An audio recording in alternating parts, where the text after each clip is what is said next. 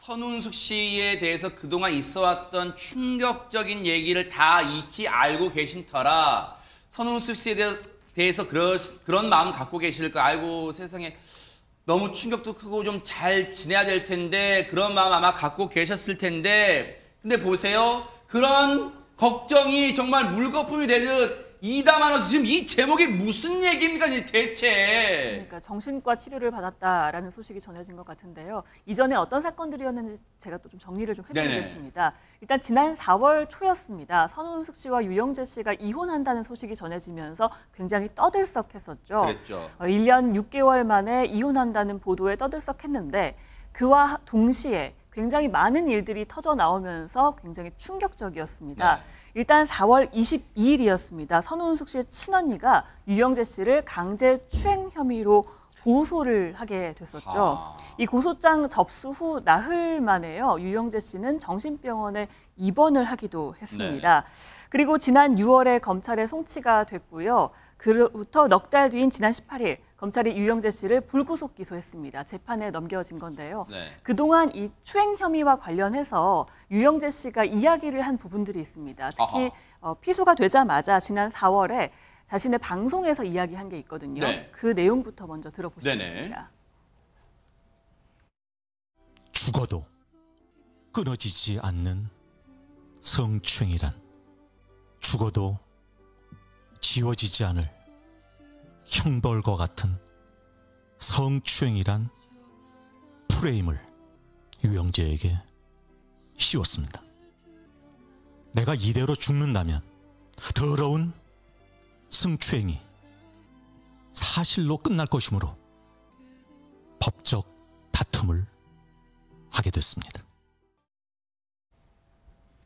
유영재 씨란 사람이 열과 성을 다해서 지금 이 얘기를 했을 텐데 유영재 씨가 제 얘기를 들으면 기분이 나쁠지는 모를 거예요. 그리고 여기 보세요.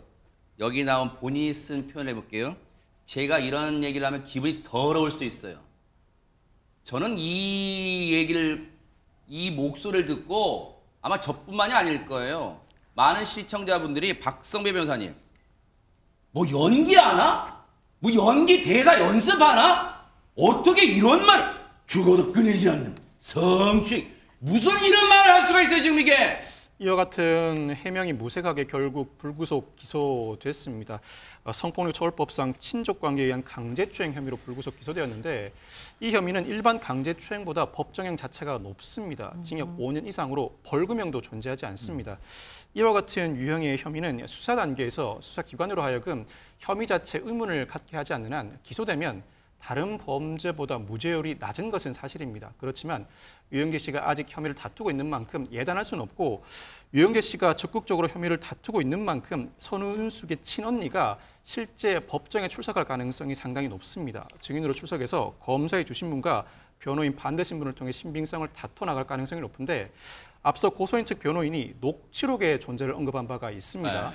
네. 유영재가 2023년부터 5회에 걸쳐서 불미스러운 신체 접촉을 가했고 이를 입증하는 녹취록을 갖고 있다. 경찰 조사 단계에서 이 자료를 제출했고 이 녹취록이 결정적 증거가 된 것이라고 전한 바가 있습니다. 유영재 씨란 사람이요. 지금도 유영재 씨 팬이라는 사람들이 있겠죠.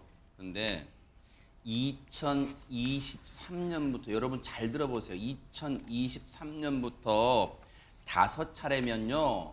그때는 선운숙 씨와 유영재 씨가 부부인 때였어요. 혼인 관계인 때였단 말이에요. 그때 선운숙 씨의 친언니를 5차례에 걸쳐 그럼 생각해 보세요.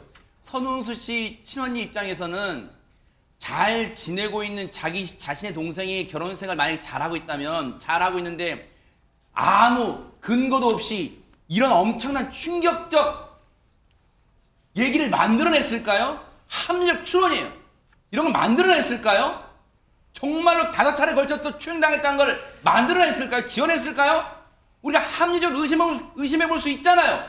그런데 보세요. 앞서 말씀드린 것처럼 그 선운숙 씨 측 변호인은 녹취록이 결정적 역할을 할 거라 했는데 변호인 얘기 좀 들어보시고 이어가 보도록 하겠습니다. 녹취록은 유영재 씨와 선웅숙 씨 언니분이 직접 통화로 나눈 내용에 대한 녹취록이고요. 유영재 씨의 어떤 범죄 행태에 대한 구체적인 기술과 유영재 씨가 이런 사실들을 인정하고 선웅숙 씨 언니분한테 사과하는 내용이 담겨 있는데요. 실제로 수사 과정상에서는 본인이 혐의를 전면 부인하였습니다. 그래서 수사 과정에 있어서 선웅숙 씨 언니분께서 걱정도 많이 하셨는데 검찰 측에서 불구속 기소 결정을 내려서 지금 안도하고 있는 상황입니다. 자, 불구속 기소란 말은 뭐 우리 변호사분도 세 분이 나오셨기 때문에 충분히 다 설명해 주시겠지만 구속이 안 됐다고 해서 여러분 죄가 없는 건 아니에요. 불구속 상태로 일단 기소 재판에 넘긴 거예요. 그러니까 일단 그나마 재판에 넘겨지니까 선웅숙 씨 언니 측에서 그나마 일단 안도, 일단 재판에 가는구나, 시시비비가 가려지겠구나 하고 이제 안도의 한숨을 내셨다는 건데, 보세요. 최진영 변호사님, 녹취가 즉 녹음이 돼 있다는데도 지금 수사 과정에서는 전면 부인했대요. 그러면 혹시 재판 과정에서도 꼬일 수가 있어요? 어떻습니까? 그렇습니다. 사실 첫 재판 때 유영재 씨가 어떤 식의 어떤 범죄 혐의에 대한 태도를 보이는지가 중요할 것 같습니다. 실제로 성범죄나 어떻게 보면은 개인 간에 있었던 부분이기 때문에 입증하기가 정말 만만치는 않습니다. 그러다 보니까 수사 단계에서는 부인을 하지만 일단 기소가 되면은 자백하는 케이스도 적지 않습니다. 그렇기 때문에 첫 재판 때 유영재 씨가 어떤 식으로 나오는지에 대해서는 지금 우리가 지켜봐야 되는 것 같은데요. 지금 녹취록이란 것은 뭐겠습니까? 지금 그 피해자 혼자 얘기하는 거겠습니까? 결국 피고인이라고 할 수 있는 유영재 씨가 스스로 죄를 자백하고 인정하는 녹취가 담겨 있다는 것 아니겠습니까? 그렇기 때문에 만약에 본인의 공소 사실을 부인하면은 그 녹취록을 법정에서 틉니다. 그것을 검증이라고 하기 때문에 그것을 똑바로 들었는데 특별히 그것이 뭐 그 왜곡되거나 아니면 편집되거나 그렇지 않다고 하면은 법정에서 증거로 채택될 가능성이 굉장히 높죠. 본인이 자백하는 내용이니까. 그럼 만약에 그렇게 되면은 아까 박 변호사님이 말씀하신 것처럼 이것은 벌금형이 없습니다. 5년 이하의 유기징역이라는 것은 어마어마한 것이고 실제로 신체형? 예, 그리고 실제로 대법원 양형 기준에 보면은 기본형이 3년 내지 6년형. 벌금형이 없고 신체형이다. 예, 그리고 또 딱 잡아떼는데 인정된다. 가중될 경우에는 5년에서 8년형이 선고가 될 수가 있습니다. 그런데 거기에 자백하고 합의까지 한다면 경우에 따라서는 2년 6개월 내지 4년, 적게 한다 하더라도 2년 6개월 형이 받을 수 있을 만큼 굉장히 중대한 형입니다. 그렇기 때문에 지금 얘기하는 것처럼 수사기관에서 있는 것처럼 죄를 부인할 수도 있지만 경우에 따라서 지금 다른 증거나 이런 것들을 변호인과 협의를 한 다음에 공소 사실에 대한 인정할 여지도 아직까지는 없지 않기 때문에 1회 공판기에 대해 어떤 식의 입장을 보이는지 좀 지켜봐야 되는 부분이 있습니다. 자, 아직 이 사안에 대해서는 본격적으로 재판이 열리지도 않은 상태고, 그리고 대한민국은 여러분 아시는 것처럼 1심, 2심, 3심제, 3심제까지 다 보장이 되는 이 세상이에요. 자, 그래서 단언할 수는 없지만 이 대목이 궁금할 수밖에 없어요. 시청자분도 아마 그 대목을 궁금해하실 거예요. 박주희 변호사님 보세요. 앞서 선운숙 씨 측 변호인은 그 얘기를 했어요. 선운숙 씨 언니와 유영재 씨가 직접 통화를 나눈 내용을 보면 유영재 씨가 자신의 행동에 대해서 인정하고 사과하는 내용이 주된 내용이라 했는데 수사 과정에서는 전면 부인했대요. 혹시 이럴 수 있어요? 아, 그때 내가 사과하고 인정했던 거는 하도 선운숙 씨 언니가 뭐 사과라고 종용해서 내가 어쩔 수 없이 한 거지. 난 그런 일 없다. 혹시 이렇게 발뺌할 수 있는 거예요? 네, 지금 수사 과정에서 혐의를 부인했다라고 하는데 그 이유가 두 가지로 추측이 됩니다. 첫 번째는 이 녹취 당하는 거를 모르는 상태에서 본인이 했기 때문에 이 녹취록에 정확하게 어떤 내용이 녹취가 되었는지 본인이 어떤 말을 했는지를 모를 수가 있어요. 왜냐하면 이 고소인이 제출한 증거를 수사 단계에서는 이 피고소인이 볼 수가 없거든요. 재판으로 넘어가야지만 어떤 증거가 제출이 되었는지 볼 수가 있고 수사 단계에서는 고소인이 제출한 이런 부분을 열람 등사를 할 수가 없습니다. 그렇기 때문에 구체적으로 녹취록에 어떤 내용이 담겼는지를 모르기 때문에 일단 발뺌하고 보자 이런 전략을 세웠을 수도 있고요. 두 번째로는 말씀하신 것처럼 앵커님 말씀하신 것처럼 내가 사과를 했지만 이 녹취록에서 담긴 내용이 본인의 진위가 아니었다. 이렇게 번복을 하려고 했던 것도 있겠지만 아까 최진영 변호사님이 말씀하신 것처럼 이미 기소가 된 상태에서 재판이 넘어갔을 때는 과연 과연 이거를 부인하려고 하면은 번복하기가 쉽지가 않습니다. 아마 변호인이 만약에 선임이 되었다라고 하면 이런 부분을 충분히 인지를 시켜주고 설명을 하고 이 방어 전략, 이런 변호 전략이 바뀔 수도 있을 것으로 보입니다. 아마 지금 모르긴 몰라도 제일 속이 타들어가고 정말 지금 너무너무 날벼락 같은 그런 심정에 빠진 분들이 선운숙 씨 언니와 또 선운숙 씨 이 두 자매분일 거예요. 수사 과정을 거쳐오면서 지금 어떤 심경일까요? 변호인을 통해서 좀 들어보시고 이어가 보도록 하겠습니다. 피해 이후에 굉장히 정신적으로 상처를 크게 받으셨고요. 고소 이후에도 여러 가지 악플이라든지 주변에 어떤 편견 있는 시선으로 인해서 굉장히 큰 정신적 고통을 받으셨습니다. 선운숙 씨 역시 좀 많이 정신적으로 많이 힘들어서 또 치료도 받으시고 그런 상황이었는데요. 지금은 굉장히 많이 좋아지셨습니다. 저는 앞서도 말씀드렸지만 전현 평론가님, 참 이 세상 사람들 한가한 사람들 많아요. 이 사안에 대해서 왜 선운숙 씨에 대해서 악플이란 게 저는 달리 도대체 이해가 안 돼요. 그 악플이란 게 왜 달리는지. 그리고 보세요. 주변에 편견 있는 시선, 왜 이 대목에서 선운숙 씨나 선운숙 씨 언니에 대해서 왜 무슨 편견 이런 어린 시선이 나올 수 있는 거죠? 전 도대체 이해가 안 됩니다. 지금 가장 고통스러운 사람은 선운숙 씨와 그 언니겠죠. 그래서 주변에서 이렇게 함부로 댓글을 달거나 추정하는 글 다는 것 자체가 자칫하면 또 다른 범죄가 될 수도 있습니다. 정말 주의를 해야겠고요. 사실 선운숙 씨가 결혼한 지 1년 6개월 만에 이혼하는 이 과정도 굉장히 개인적으로는 고통스러웠을 텐데 언니가 본인의 남편에게 의해서 성추행을 당했다라는 이런 지금 의혹이 일고 공방이 일고 이 자체가 본인으로서는 너무 받아들이기 힘든 상황일 겁니다. 그리고 사실 이런 일만 있었던 건 아니고요. 두 사람이 이혼한 다음에 유영재 씨가 사실혼 관계에 있었던 여성이 있는 게 아니냐는 논란이 또 일어난 바 있습니다. 그랬다면 이런 여성이 있는데 숨기고 이혼했다라고 볼 수 있기 때문에 결혼했고 이혼했다. 혼인 취소 소송까지 지금 들어간 상황입니다. 참 사실 개인이 감당하기 너무 힘든 상황이기 때문에 아마 이제 정신과 치료도 받고 상담도 받으신 것 같은데요. 하지만 이제 선운숙 씨가 너무 힘드니까 방송일도 많이 줄이고 MBN의 동침이라고 굉장히 인기 프로그램에도 나오셨는데 이 활동도 지금 중단한 상황이라고 합니다. 이 혼인 취소 소송은 사실은 이제 사실혼 관계가 있느냐 여부를 판단하는 게 쉽지 않은 문제라고는 합니다만 다만 일부 언론 보도를 보면 유영재 씨와 어떤 사실혼 관계에 있었던 것으로 추정되는 여성에게 유영재 씨가 와이프로 부르는 것을 들었다는 증인이 있다. 이런 언론 보도 나오고 있습니다만 법정에서 인정될지는 차후 상황을 좀 지켜봐야겠습니다. 성폭력 처벌법 위반 혐의로 피소된 아나운서 유영재 씨가 어제 검찰에 송치됐습니다. 지난 2022년 결혼했다 지난 4월 이혼한 전처 배우 선우은숙 씨의 친언니를 강제추행했다는 혐의로 고소장이 접수된 지 2달 만입니다. 고소인인 선우 씨의 친언니 측은 유 씨가 2023년부터 5회에 걸쳐 강제추행했다는 입장입니다. 연예인 부부다 보니까 좀 집안일 도와주실 분이 필요하셨고요. 선운숙 씨의 언니께서 많이 도와주시게 됐고 선운숙 씨 스케줄을 나가서 둘만 이렇게 있게 됐을 때 강제추행을 했습니다. 유 씨가 이미 이 사실을 인정하고 용서를 구한 통화 녹취가 결정적 증거가 됐다는 주장입니다. 하지만 유 씨는 피소 직후부터 자신의 유튜브 채널을 통해 강제추행 혐의를 전면 부인하고 있습니다. 죽어도 지워지지 않을 형벌과 같은 성추행이란 프레임을 유영재에게 씌웠습니다.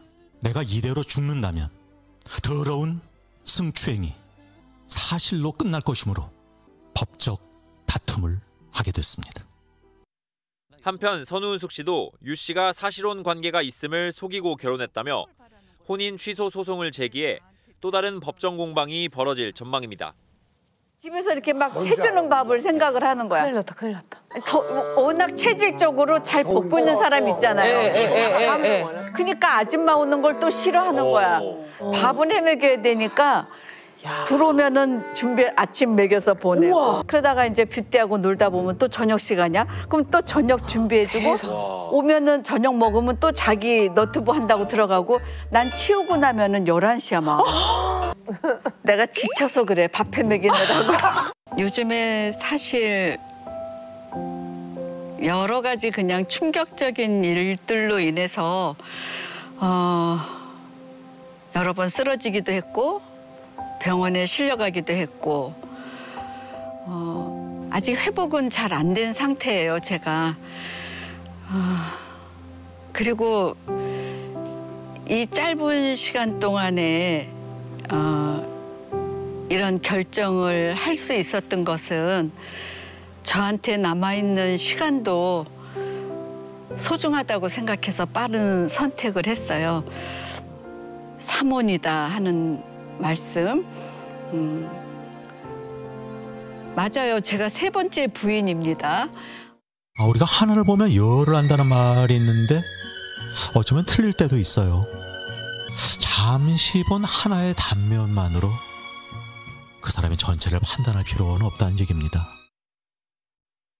네, 쭉 얘기 들으셨는데 장 기자, 일단 두 사람 이혼 관련해서 굉장히 좀 논란도 많고 많이 관심 갖고 계신데 뭐 사실혼, 사모혼 논란, 뭐 친언니 성추행 논란까지 뭐 굉장히 많은 내용이 나오고 있어요. 그렇습니다. 선우은숙 씨와 결혼할 당시에 유영재 씨가 사실혼 관계에 여성이 있다는 의혹, 그리고 이제는 선우은숙 씨 언니를 유영재 씨가 강제추행했다는 의혹까지 생겼습니다. 두 사람은 2022년 9월에 혼인신고를 했고요. 그리고 지난 22일 유영재 씨를 상대로 혼인 취소 소송을 선우은숙 씨가 제기를 했습니다. 지난 3일 유영재 씨와 조정 이혼한 후에 언론 보도를 통해 유영재 씨가 사실혼 관계를 숨기고 결혼했다는 사실을 알게 돼 이 사실혼 관계를 숨기고 결혼하면 혼인 취소 소송을 인정하는 판례가 있어서 아예 혼인을 취소하는 소송을 하게 된 겁니다.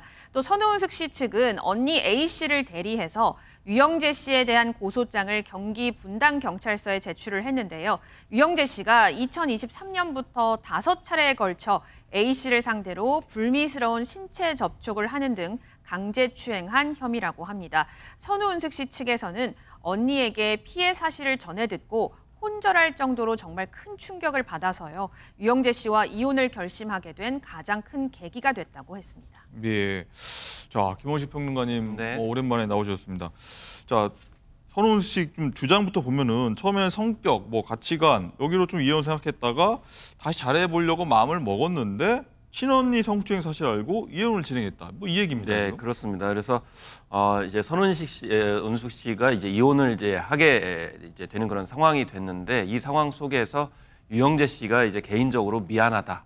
그리고 뭐 잘하겠다, 사랑한다. 뭐 이런 이제 표현을 한 모양입니다. 그래서 여러 가지 상황을 이제 고려를 했을 때 그러면 이제 같이 잘해보겠다라는 식으로 생각을 했었는데 그런데 이제 언니가 소송 취하를 이제 말렸다라고 해요. 그 이유가 바로 자신한테 이제 강제추행을 5차례에 걸쳐서 했다라는 충격적인 사실을 알렸고 이 같은 사실을 처음 인지하게 된 선우은숙 같은 경우에는 혼절하기도 했다라는 겁니다. 그래서 개인적인 측면이 아니고 언니에게 이런 성범죄를 저질렀기 때문에 이런 부분을 묵고할 수가 없어서 이렇게 이혼을 이제 추진하게 됐다 이렇게 밝히고 있는 거죠. 네, 말씀하신 대로 친언니를 성추행했다는 부분이 가장 논란이고 뭐 사실은 굉장히 충격적인 얘기인데 일단 침묵으로 일관하던 유영재 씨도 입을 열었습니다. 그 양쪽 목소리 한번 저희가 듣고 오시죠. 연예인 부부다 보니까 좀 집안일 도와주실 분이 필요하셨고요. 마침 이제 선우은숙 씨의 언니 A 씨께서 또 이제 혼자 계시고 그래가지고 집안일을 좀 많이 도와주시게 됐고, 뭐 필요하면 거기서 숙식도 하시면서 뭐 빨래나 청소 그리고 뭐 밥 차려주고 뭐 이런 것들을 좀 많이 도와주셨습니다. 그런데 2023년부터 현재 이르기까지 5회에 걸쳐서 집에 있을 때 선우은숙 씨 스케줄을 나가서 둘만 이렇게 있게 됐을 때 강제추행을 했습니다. 유영재 씨가 이 강제추행 사실을 인정하고 용서를 구하는 통화가 있었고요. 그 녹취는 이미 확보하고 있습니다. 죽어도 끊어지지 않는 성추행이란, 죽어도 지워지지 않을 형벌과 같은 성추행이란 프레임을 유영재에게 씌웠습니다. 내가 이대로 죽는다면 더러운 성추행이 사실로 끝날 것이므로 법적 다툼을 하게 됐습니다. 네, 다 듣고 오셨는데 굉장히 양측 입장이 좀 다른 상황인데 일단은 누구 한쪽, 어느 한쪽은 좀 거짓말을 하고 있다 이런 상황으로 볼 수 있을 것 같아요. 일단은 이제 선우은숙 씨의 친언니가 강제추행을 했다라고 이제 5차례 정도 이렇게 실제로 언급을 하고 있는데 그래서 이 선우은숙 씨의 언니가 이게 거짓말을 하고 있느냐 그런데 씨를 관점에서 봤을 때는 언니가 거짓말할 이유가 사실은 없거든요. 왜냐하면 이렇게 이혼을 했을 경우에 언니가 있는 이익이라는 측면에서 봤을 때 이익이 없는 그런 상황이거든요. 그렇기 때문에 무리하게 거짓을 얘기하고 있는 것 같지는 않다라는 것이고, 그다음에 유영재 씨 같은 경우에는 아마 프레임이라는 단어를 쓰고 있는데 실제와는 다르다라고 하는데, 그런 행위가 있었느냐 없느냐의 문제가 아니고 프레임을 씌웠다라고 하니까 관점의 차이를 이야기를 하고 있는 거예요. 그러면 실제로 그런 비슷한 행위는 있었다는 얘기인가? 이런 부분에 있어서는 확답을 안 하기 때문에 이런 식의 어떤 표현법이 오히려 이제 오해를 낳거나 아니면은 불리하게 작용할 가능성이 있다라는 것이 지금 현재의 흐름이라고 저는 생각이 듭니다. 예. 양지인 변호사님, 일단 선우은식 씨 주장에 따르면 녹취록이 있다고 하지 않습니까? 관련 녹취록. 그럼 요거는 법정 공방에서 좀 뭐 CCTV가 좀 가려질 증거로 좀 효력이 인정되는 건가요? 그렇죠. 만약에 유의미한 녹취록이라면 사실은 당시 상황을 입증해 줄 수 있는 가장 객관적인 증거가 될 수 있다라고 보입니다. 법정에서도 증거 능력이 보통 녹취록 같은 경우에 인정이 되고요.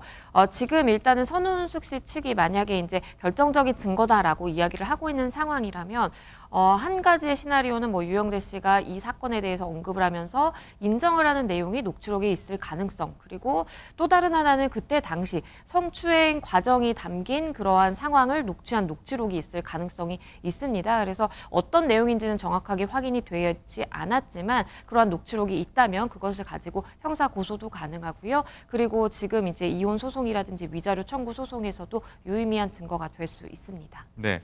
어쨌든 사실관계를 좀 더 따져봐야 됩니다. 뭐 단정할 수 없는 상황인데, 일단 선우은숙 씨가 언니한테 이런 말 들었을 때 굉장히 좀 억장이 무너지고 뭐 참담한 심정이었을 것 같은데, 선우은숙 씨한테 언니가 굉장히 각별한 존재라고 합니다. 어떤 존재인지 한번 듣고 오시죠.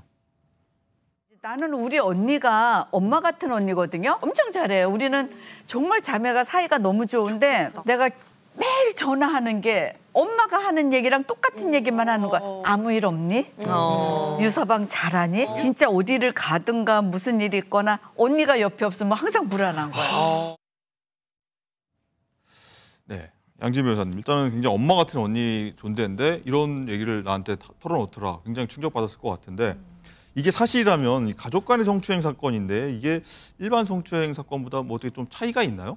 아무래도 죄질이 굉장히 나쁘다고 판단될 가능성이 있고요. 일단은 법적으로 혼인한 상태의 본인의 이제 배우자의 친언니를 추행한 것입니다. 그래서 만약에 이것이 사실이라고 한다면 사실은 이제 엄벌에 처해질 가능성이 굉장히 높고요. 일단은 지금 선우은숙 씨가 여러 차례 방송에서도 본인이 이제 엄마같이 느끼는 정말 언니다라면서 언니와의 친밀감을 많이 드러냈거든요. 그리고 거기에 더불어서 지금 성추행이 있었다라고 주장하는 피해 횟수도 한 차례가 아니라 5번입니다. 5차례에 걸쳐서 가장 가까이 있는 가족이라고 볼 수 있는 본인과 어쨌든 친족 관계에 있는 사람을 이렇게 성추행 피해를 계속해서 발생시켰다라는 것은 실제 법정에서 만약에 이제 유죄로 판단이 된다면 굉장히 엄벌이 처해질 수 있는 그런 상황입니다. 네, 어쨌든 유영재 씨는 굉장히 부인하고 있다, 사실 아니다 계속 얘기하고 있는 상황이고요.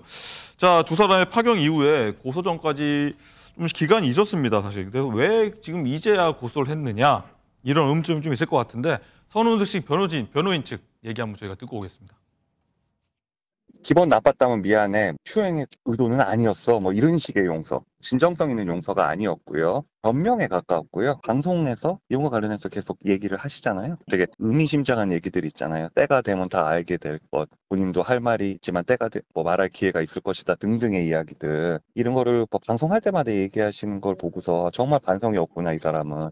이렇게 판단을 하게 돼서 고소를 하시게 된 겁니다.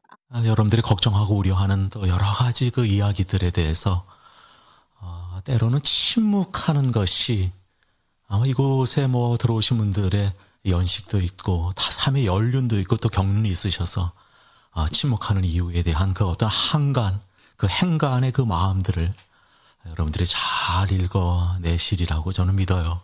저 상대방도 많이 힘들고 또 아픈 시간을 보내고 계실 텐데요. 많이 위로해 주시고 건강 잘 챙겨서 멋진 봄날이 오기를 저는 기대합니다. 네, 유영재 씨 목소리까지 들었는데 일단은 김원식 평론가님, 일단은 그 선우은숙 씨 측에서는 이 유영재 씨 지금 말 있지 않습니까? 뭐 침묵하는 데는 다 이유가 있어. 이런 식의 어떤 말에 조금 이 반성의 기미가 없는 거 아니야? 여기에 좀 화가 난 것 같아요. 그렇습니다. 유영재 씨의 태도나 발언에 있어서는 이제 몇 가지 지적할 부분이 있는데요. 사실 안 하니만 못한 그런 발언들이 꽤 있는 것이 사실입니다. 그래서 예를 들면은 침묵하는 이유, 그러면 입장을 이제 표명해야 되는데 그렇다고 해서 공식적으로 라디오 채널에서 할 수는 없지만 아예 언급을 안 하는 것이 중요한데 비슷한 맥락으로 계속 이야기를 하고 있습니다. 그래서 침묵하는 이유, 그러면 침묵하는 이유에 대해서는 삶의 연륜이 있으면 이해할 수 있다. 그럼 이해 못하시는 분들은 삶의 연륜이 없는 건가? 뭐 이런 식의 화법이 또 불쾌감을 줄 수도 있다고 내가 또 생각합니다. 할 말이 있는데 참고 있는 거다. 이렇게 비춰줄 수도 있는 건가요? 그거를 이해를 당연히 연륜 있는 사람은 할 수 있다. 그래서 상대방한테 전가하는 듯한 느낌이 들고요. 그리고 한 번쯤 겪게 되는 개인적인 역경이다. 이런 식으로 표현한 것도 문제가 되고 있습니다. 중요한 건 본인이 사실혼을 포함을 해가지고 뭐 성추행에 관련돼서 과연 행위를 했는지 이런 것에 대해서 언급을 해야 되는데 그렇지 않다라는 것이고 무엇보다도 한 단면만 보고 본질을 판단하지 말라라고 하면서 자신의 어떤 그런 입장 변호를 방송 채널을 통해서 하고 있다는 점도 뭐 선운수 씨한테 굉장히 불쾌감을 줬을 가능성이 굉장히 높다라고 생각이 들고요. 네. 그래도 결국에는 회피 그리고 전가, 사안의 본질 흐리기 이런 점들이 이제 보여지기 때문에 아무래도 선운수 씨가 분노를 한 것이 아닌가 이렇게 생각이 듭니다. 예.